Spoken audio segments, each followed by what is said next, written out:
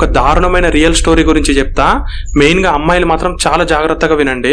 రాజస్థాన్ లోని అజ్మేర్ అనే సిటీలో కేవలం గర్ల్స్ కోసమే సోఫియా సీనియర్ సెకండరీ స్కూల్ ఉండేది. అయితే 1992లో ఫారూక్ చిష్టి అనే ఈ పర్సన్ ఆ స్కూల్లో 10th క్లాస్ చదివే ఒక అమ్మాయిని ట్రాప్ చేసి కొన్ని రోజులు నేను లవ్ చేస్తున్నా అని నమ్మించి ఒక రోజు తన ఫామ్ హౌస్ కి తీసుకెళ్లి ఫిజికల్ గా వాడుకున్నాడు. ఆ తర్వాత ఆ అమ్మాయిని బెదిరించి ఇతని ఫ్రెండ్స్ ని ఒక కెమెరామెన్ ని పిలిపించి ఆ అమ్మాయి న్యూడ్ పిక్స్ తీసుకొని బ్లాక్ మెయిల్ చేయడం స్టార్ట్ చేసిండు. ఎలా అంటే, నువ్వు గనక మీ ఫ్రెండ్స్ ని ఈ ఫామ్ హౌస్ కి తీసుకురాలేదనుకో నీ ఫొటోస్ మొత్తం మన ఊళ్ళో వాళ్ళందరికీ చూపించేస్తామని. ఆ తర్వాత ఆ అమ్మాయి పరువు పోతుందేమో అని భయపడి నిజంగానే ఆమె ఫ్రెండ్ ని మోటివేట్ చేసి ఈ ఫామ్ హౌస్ కి తీసుకొచ్చింది. అలా ఈ ఫామ్ హౌస్ కి వచ్చిన ప్రతి అమ్మాయిని ఇదే విధంగా ఈ గ్రూప్ బ్లాక్ మెయిల్ చేసి ఇంకొక ఫ్రెండ్ ని తీసుకురమ్మని ఫోర్స్ చేసేవాళ్ళు. ఇలాగే ఈ గ్రూప్ మొత్తం ఒక్కరి నుంచి అదే స్కూల్లో చదివే 250 మంది అమ్మాయిలని బ్లాక్ మెయిల్ చేసి భయపెట్టించి రేప్ చేసేవాళ్ళు. అలా కొన్ని నెలల తర్వాత వీళ్ళ టార్చర్ ఎక్కువయ్యేసరికి కొందరు స్టూడెంట్స్ వరుసగా సూసైడ్ చేసుకోవడం స్టార్ట్ చేశారు. అంతేకాకుండా ఆ స్టూడియో నుంచి కొన్ని ఫొటోస్ కూడా బయటకు వచ్చేసినాయి. అప్పుడు డౌట్ వచ్చి ఎంక్వైరీ చేసి ఈ విషయం మొత్తం బయటపడింది. అప్పుడు వాళ్ళని అరెస్ట్ చేసారు.